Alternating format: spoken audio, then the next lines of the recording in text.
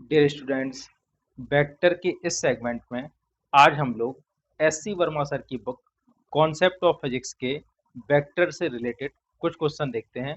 तो आइए देखते हैं। क्वेश्चन नंबर सेकंड, ये सॉल्व क्वेश्चन गिवन है।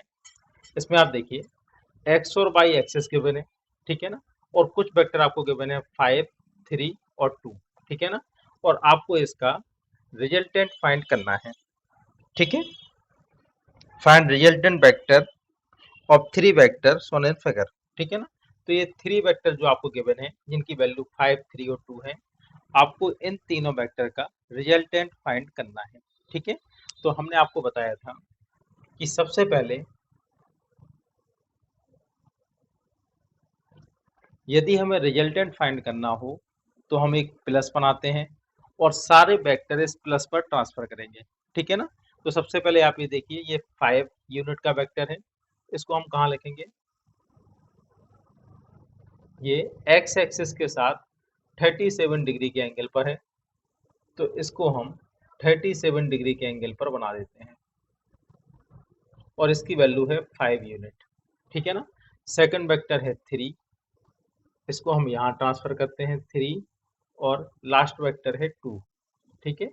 ये यहाँ ट्रांसफर हो जाएगा। अब आप ये देखिए, जो वेक्टर इस प्लस पर है जैसे 3 और 2, इनको हमें कोई भी चेंज नहीं करना है। और जो वेक्टर जैसे 5 किसी एंगल पर हो तो इसके हमें दो कंपोनेंट करने पड़ेंगे। कौन कौन से दो कंपोनेंट? एक करना पड़ेगा एक्स एक्सिस की डायरेक्शन में, ठीक है। पहले हम ये देखते हैं कि ये वेक्टर 5 कौन से वेक्टर के साथ या कौन से एक्सिस के साथ 37 एंगल बनाता है। तो ये एक्स एक्सिस के साथ 37 डिग्री का एंगल बनाता है। तो थीटा की डायरेक्शन में इसका कंपोनेंट होगा 5 cos थीटा, ठीक है।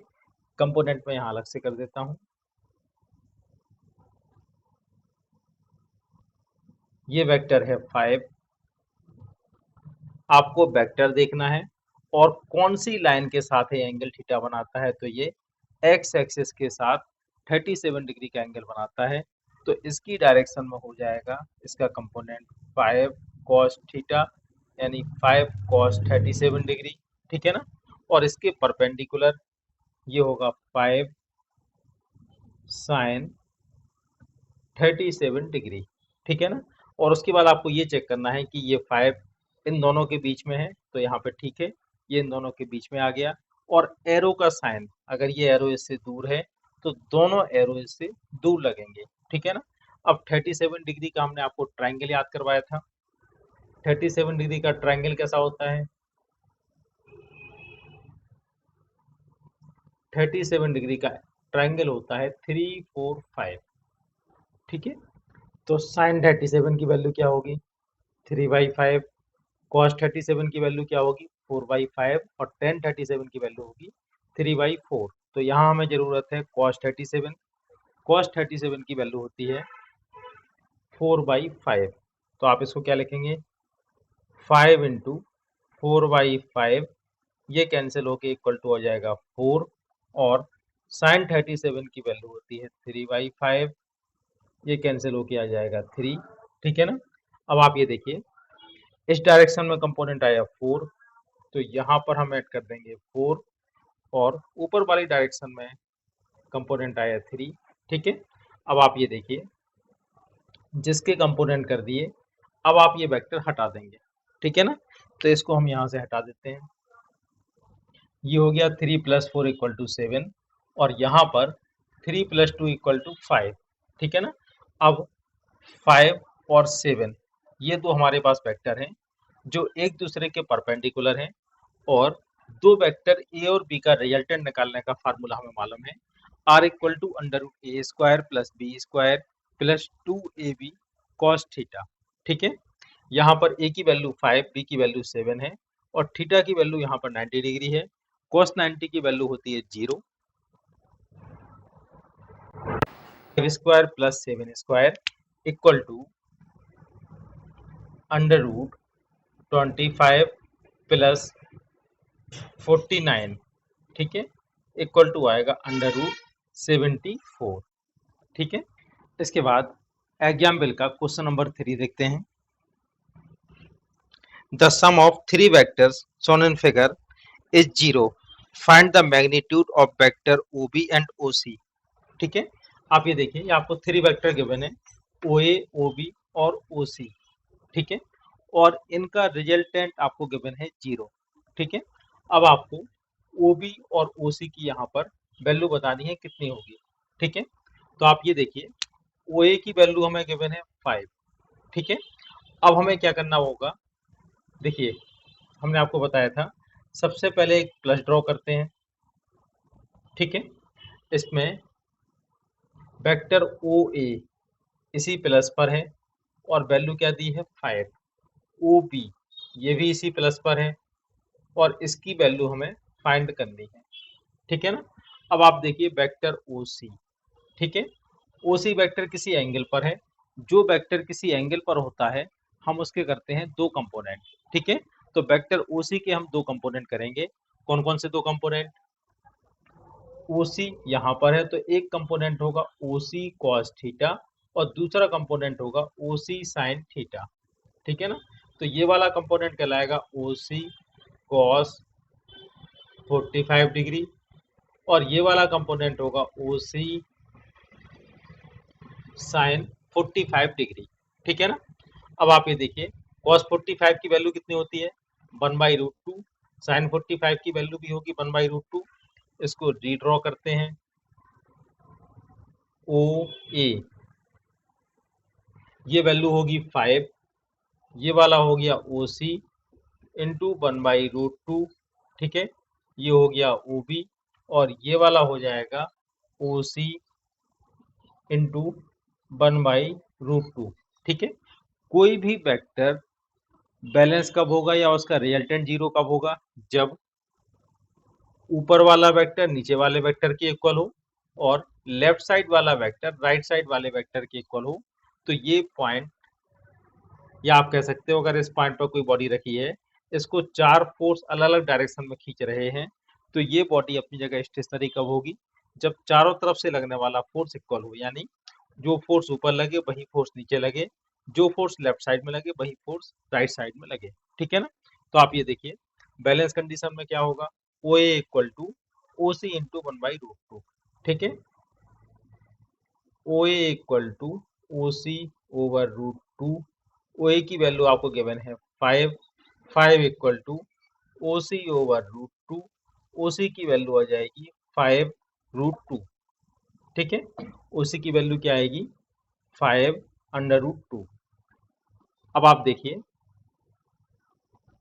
ओ बी किसके इक्वल होगा, ओ सी इंटू 1/√2। तो इससे आप देख सकते हैं ओ सी ओवर √2 ये वाला वेक्टर, ये किसके इक्वल होगा, ओ बी के equal to O B. O C की वैल्यू हमारे पास गिवन है 5√2 over √2 equal to O B. √2 से √2 कैंसिल हो जाएगा, ओ बी की वैल्यू लिखते हैं। क्वेश्चन नंबर 4 में थ्री वेक्टर गिवन है ओ ए, ओ बी और ओ सी। इन तीनों के एंगल भी गिवन है 30 डिग्री, 60 डिग्री एंड 45 डिग्री। और आपको फाइंड करना है direction of vector O A plus O B minus O C. ठीक है ना, O A plus O B minus O C, इस वेक्टर की डायरेक्शन आपको फाइंड करनी है। तो आप इसको देखिए, ओ ए प्लस का है, ओ बी प्लस का है, माइनस ओ सी को हम ऐसा भी लिख सकते हैं, यहाँ पर प्लस लगा दें और माइनस। ठीक है ना, एक ही बात है ना। तो अब आप ये देखिए, तीनों के मैग्नीट्यूड इक्वल हैं, ओ ए, ओ बी और ओ सी, तीनों वेक्टर इक्वल मैग्नीट्यूड के हैं।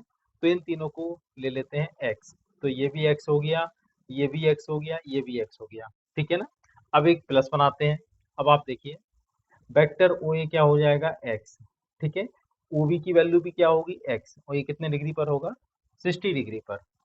अब देखिए ओ सी, ओ सी यहाँ पर है, इसका निकालना है नेगेटिव वेक्टर। तो हमने आपको बताया था, अगर कोई वेक्टर ओ ए, ठीक है, इस तरह से हो तो इसका नेगेटिव वेक्टर क्या होगा, इसी लाइन को आप अपोजिट डायरेक्शन में बढ़ा दें तो ये वाला वेक्टर कहलाएगा यहाँ से यहाँ तक माइनस ओ ए। ठीक है ना, तो इस तरह से हम किसी भी वेक्टर का नेगेटिव वेक्टर फाइंड करते हैं। तो इसमें देखिए OC का नेगेटिव वेक्टर इसके अपोजिट होगा, ये हो गया OC, इसकी वैल्यू भी x है और एंगल कितना हो गया 45 डिग्री, ठीक है ना। अब हम क्या करते हैं, इन तीनों वेक्टर के कंपोनेंट करके इसको सॉल्व करते हैं, ठीक है ना। तो आप ये देखिए, फिर से एक प्लस को रीड्रॉ करते हैं, ठीक है। इस x के दो कंपोनेंट कौन कौन से होंगे, ठीक है। ये x कौन से दो एक्सेस के बीच में है, इस वाले एक्सेस और इस वाले एक्सेस, ठीक है ना।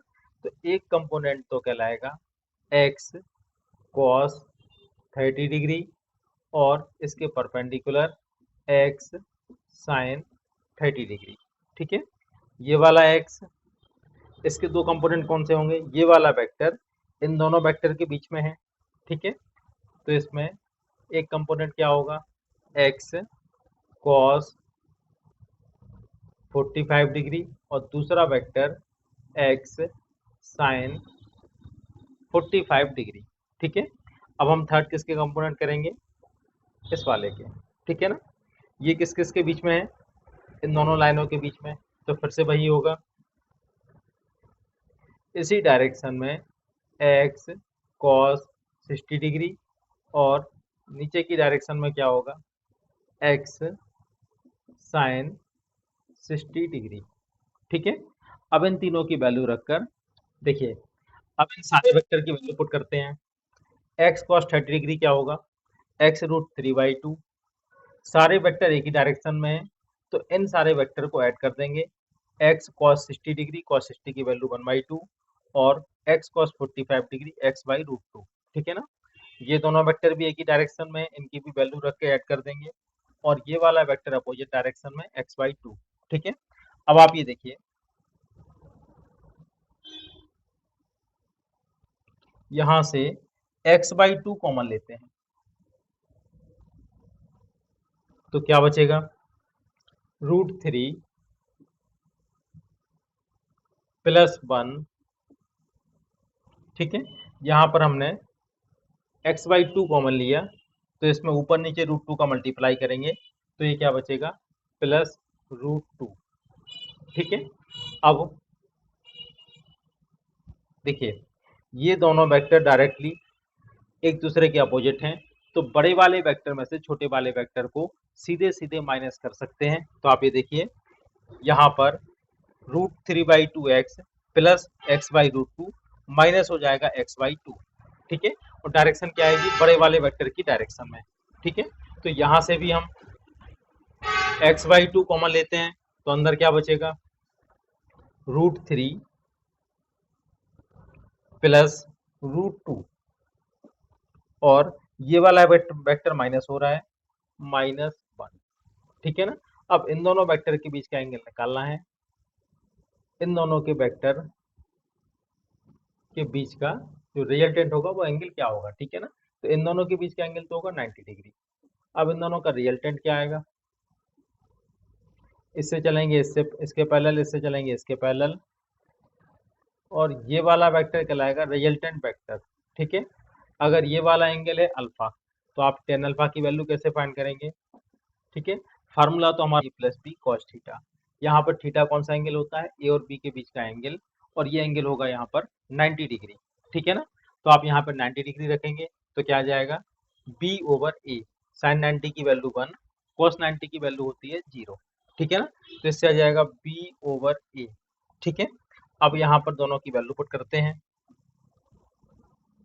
b की वैल्यू ये होगी, x/2 से x/2 कैंसिल हो जाएगा तो √3 प्लस √2 -1 ओवर √3 प्लस √2 प्लस 1, ठीक है।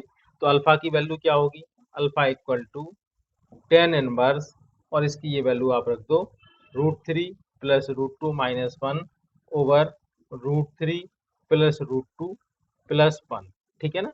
ये इसके बीच का एंगल